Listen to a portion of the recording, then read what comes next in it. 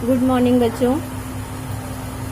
चलिए देखिए, इससे पहले हमने आपको कैकेयी के अनुताप का पहला वाला पद्यांश पढ़ाया था।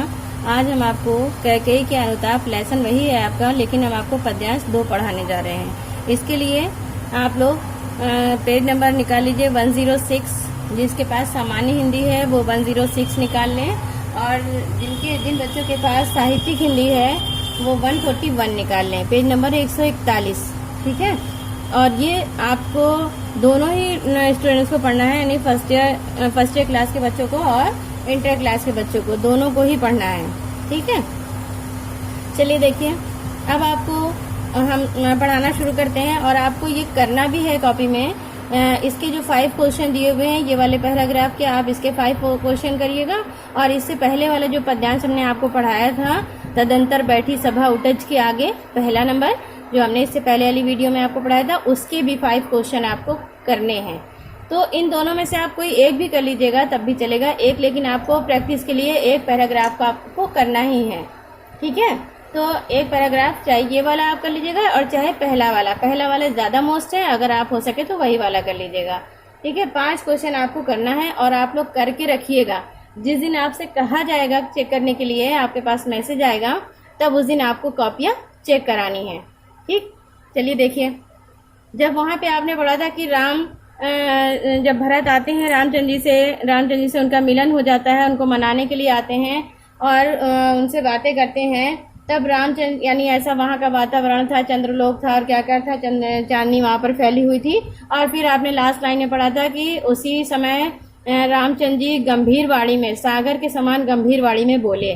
तो देखिए, हमने आपसे कहा था कि नेक्स्ट वीडियो में आएगा कि रामचंद्र जी क्या बोले, ठीक है। तो देखिए, रामचंद्र जी कह रहे हैं, हे भरत भद्र अब कहो अभीप सपना। कह रहे हैं, हे भरत, भद्र माने भाई, भरत भाई, अब कहो अभीप सपना। अभीप माने होता है अभिलाषा या इच्छा। हे भरत, अब तुम अपनी इच्छा बताओ, अपनी अभिलाषा बताओ कि तुम क्या चाहते हो। सब सजग हो गए, भंग हुआ ज्यों सपना। और जैसे ही रामचंद्र जी बोले, वैसे ही सब सजग हो गए। सजग यानी जाग गए, सतर्क हो गए, सावधान हो गए। आप कुछ भी कह सकते हैं कि रामचंद्र जी जैसे ही बोले कि भरत अब तुम अपनी इच्छा बताओ, तुम क्या चाहते हो, तो उन्होंने ऐसे सारे लोग जो कुटिया के सामने सभा बनाकर बैठे हुए थे, सारे लोग ऐसे सावधान हो गए, ऐसे सजग हो गए, जैसे कि कोई सो रहा हो और अचानक से उसका सपना भंग हो गया हो। फिर वो कहते हैं, भरत कहते हैं, हे आर्य, रहा क्या भरत अभीप सब भी। कहते हैं रामचंद्र जी से, भरत कहते हैं, हे आर्य। उन्होंने आर्य यानी अपने बड़े भाई को कहा है, आर्य रामचंद्र जी को, कि हे आर्य, क्या अब भी भरत की कोई अभिलाषा बाकी रह गई है, अब भी भरत की कोई इच्छा बाकी रह गई, जबकि मिल गया अकंटक राज उसे जब तब भी। क्योंकि उसे तो निष्कंटक राज्य मिल गया है, पूरा राजा बन गया है अयोध्या का, तो अब उसे क्या अभिलाषा रह गई है भरत को, जबकि पूरी राज्य का वो, उसे कोई भी वहां पर कोई रुकावट नहीं है, कोई बाधा नहीं। अकंटक माने होता है जहां पर किसी प्रकार की कोई रुकावट ना हो, कोई बाधा ना हो। निष्कंटक राज्य करना, बिना किसी रुकावट के। तो कह रहे हैं, मुझे अब जबकि निष्कंटक मुझे राज्य मिल गया है, बिना किसी रुकावट के मैं राजा बन गया हूँ, तो अब मेरी क्या इच्छा बाकी रह गई है। पाया तुमने तरु तले अरण्य बसेरा। और तुमने क्या पा लिया है, पाया तुमने तरु तले, तरु तले माने पेड़ के नीचे, तुमने पेड़ के नीचे अरण्य बसेरा, अरण्य माने होता है जंगल, तुमने पेड़ के नीचे जंगल में अपना बसेरा बना लिया है। अब तुम वृक्ष के नीचे रहने लगे हो, पेड़ के नीचे तुम्हारा जंगल में बसेरा हो गया है। तो रह गया अभिशेष तदपि क्या मेरा। तो क्या अब भी इस भरत की कोई इच्छा बाकी रह गई है कि मैं, उसका भाई एक पेड़ के नीचे जंगल में निवास कर रहा है, तो क्या अब भी भरत की कोई इच्छा बाकी रह गई है। क्योंकि भरत बहुत व्याकुल है, बहुत दुखी है, तभी इस तरह की बातें अपने भाई से, राम से कर रहे हैं। तनु तड़प तड़प कर तप्त तात ने त्यागा। कहते हैं, क्या भरत की अब क्या इच्छा बाकी रह गई कि तुम्हारे वियोग में अपने शरीर को तड़प तड़प कर पिताजी ने भी त्याग दिया। नहीं, अर्थात तुम्हारे रामचंद्र जी से कहते हैं कि तुम्हारे वियोग में पिताजी भी स्वर्ग सिधार गए, या कहते हैं कि तड़प तड़प कर उन्होंने अपने प्राण त्याग दिए तुम्हारे वियोग में। तो क्या रहा अभीप्स और तथापि अभागा। तो कह रहे हैं, इस अभागे का क्या अब भी कोई इच्छा बाकी रह गई है, क्या इस अभागे भरत की कोई अभिलाषा अब भी बाकी रह गई है। तो देखिए, इसमें भी 5 क्वेश्चन आपके आएंगे, और वो 5 क्वेश्चन आपको करने हैं। जो 5 क्वेश्चन नीचे आपके दिए हुए हैं बुक में, उन्हीं 5 क्वेश्चंस को आपने, जैसे हमने पहले पद में बताया था, उसी तरह से आपको 5 क्वेश्चन आपको पढ़ना है। उसके आंसर को बहुत अच्छे से रीडिंग करनी है, आपको नकल नहीं करना है, समझ करके करना है।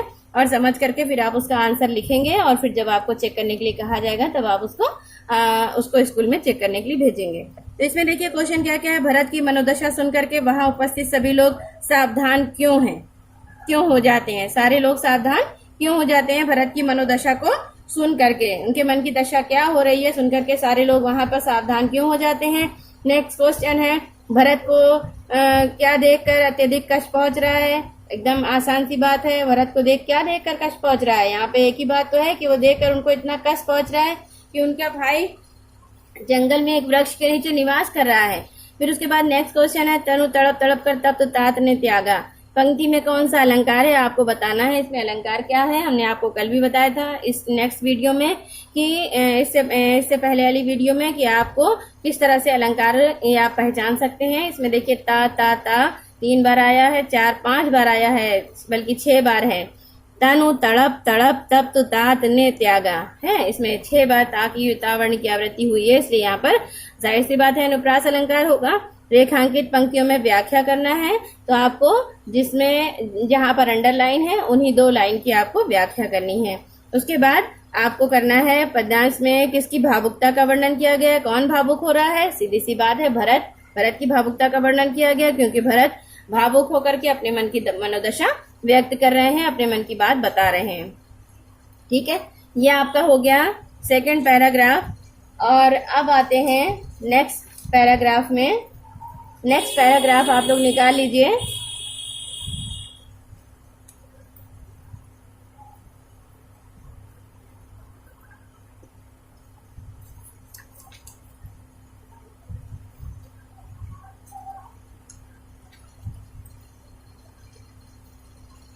नेक्स्ट पैराग्राफ आप निकालिए 5 नंबर पे।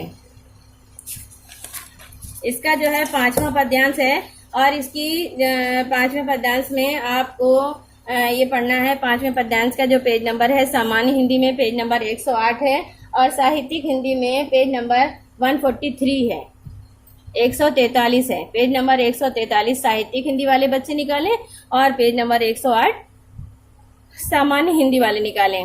ठीक है, और पढ़ना दोनों को ही है, फर्स्ट ईयर स्टैंडर्ड और इंटर स्टैंडर्ड दोनों बच्चों को पढ़ना है, दोनों क्लास के बच्चे इसको पढ़ें। ठीक है, देखिए 5वां पद्यांश, दुर्बलता का ही चिन्ह विशेष चपत है। यहाँ पर कैकेयी पश्चाताप कर रही हैं। कैकेयी की पश्चाताप का वर्णन कवि ने किया है कि कैकेयी अपनी बात का विश्वास दिलाते हुए रामचंद्र जी से कह रही हैं कि दुर्बलता का चिन्ह विशेष चपत है। दुर्बलता का चिन्ह माने होता है निशान।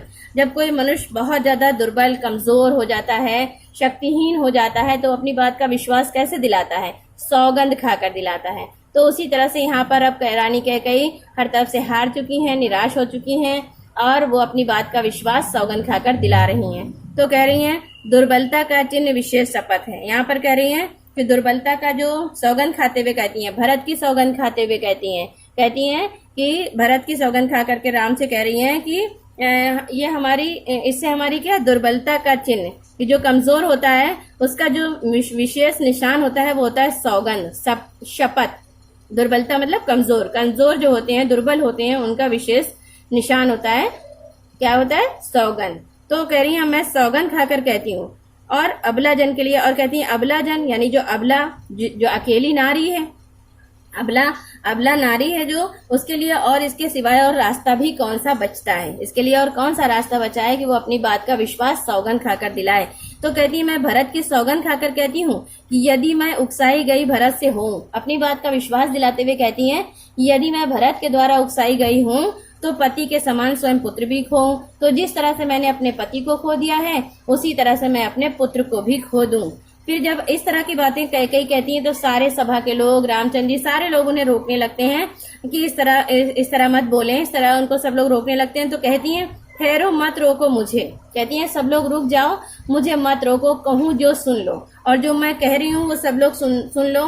ठहरो, पाओ यदि उसमें सार उसे सब चुन लो, और यदि मैंने उसमें थोड़ा सा भी अगर कुछ भी मतलब दिखावा, कुछ भी अगर मैं जो भी कह रही हूँ बिल्कुल सच बात कह रही हूँ। पाओ यदि उसमें सार, यानी उसमें अगर थोड़ा सा भी तुम्हें लगे कि दिखावटी है या ऐसा ही है, सब कुछ सच्ची बात नहीं है, तो तुम जो सजा चाहो वो मेरे लिए सजा चुन सकते हो। यदि तुम्हें ये लगता है, जो भी चाहते हो, मुझे रोको मत, मैं जो कह रही हूँ मेरी बात को सुन लो, और जो तुम लोग चाहते हो वो मेरे लिए सजा सुन लो, अगर मेरी बात में जरा सी भी अगर सच्चाई ना हो तो।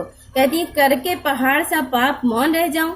मैंने पहाड़ जैसा पाप किया है, और पहाड़ जैसा पाप करने के बाद मैं मौन रह जाऊं, चुप हो जाऊं, और राई भर भी अनुताप ना करने पाऊं। कहती हैं, और राई बराबर यानी रत्ती बराबर भी, राई बराबर भी मैं पश्चाताप ना करूं। इतना पहाड़ जैसा पाप, इतना बड़ा घोर पाप मैंने किया है, और ऐसा पाप करने के बाद मैं मौन रह जाऊं, और मैं राई बराबर भी मैं पश्चाताप ना करूं, तो ऐसा कैसे हो सकता है? ये कैसे हो सकता है कि मैं अपना जो है मैं पश्चाताप ना करूं। फिर कहती हैं, थी सा नक्षत्र शशि निशा ओस टपकाती। नक्षत्रों से युक्त रात थी, नक्षत्रों से यानी तारों से युक्त रात थी, चांदनी रात थी। निशा ओस टपकाती, और क्या रात में ओस की बूंदें टपक रही थी, तो ऐसा लग रहा था जैसे रोती थी नीरव सभा हृदय थपकाती। जैसे लग रहा था कि पूरी सभा रो रही है उनके दुखों को देखकर, और आकाश भी अपने आंसू रूपी मोती को टपका करके जैसे रोते हुए उनको सांत्वना दे रहा है, जैसे उन्हें दिलासा दे रहा है, जैसे पूरी सभा को दिलासा दे रहा है, थपकी दे रहा है। उल्का सी रानी दिशा दीप्त करती थी, और उल्का सी रानी, जैसे कोई उल्का माने होता है टूटा हुआ तारा, जैसे कोई टूटा हुआ तारा जब गिरता है उसी तरह से, तो कभी चमकता है, कभी इधर कभी उधर ऐसे चमकता है, मतलब अपनी कांति को फैलाता है। उसी तरह से रानी कैकेयी जो थी, दिशाओं में जैसे जैसे तारा दिशाओं को दीप्तिमान कर देता है, कांतिमान कर देता है, वैसे ही रानी कैकेयी जो थी सब में भय, विस्मय और खेद भरती थी। वैसे ही रानी कैकेयी जो थी कभी पूरी सभा में भय यानी डर, विस्मय यानी आश्चर्य, और खेद माने दुख, कभी जो है सारी सभा को भयभीत कर देती थी अपनी बातों से, कभी आश्चर्यचकित कर देती थी, और कभी सब में दुख भर दिया करती थी। इस तरह से रानी कैकेयी पश्चाताप कर रही हैं, और अपने पश्चाताप करके अपने लिए, मतलब जो उनके अंदर जो दुख की भावनाएं उमड़ रही हैं, वो उसको अपने विचार को प्रकट कर रही हैं और पश्चाताप करती जा रही हैं। ठीक है, ये दो पैराग्राफ आपका हो गया। और आप अगर करना चाहें तो सेकंड वाला ना करें, पहला और ये 5, ये 2 पैराग्राफ कर लें। ये भी बहुत इंपॉर्टेंट है, बहुत ज्यादा मोस्ट है ये पैराग्राफ। पहला वाला बहुत मोस्ट है, और ये 5 वाला भी बहुत मोस्ट है। आप जो भी आप प्रैक्टिस करना चाहें इसमें कोई सा भी कर सकते हैं।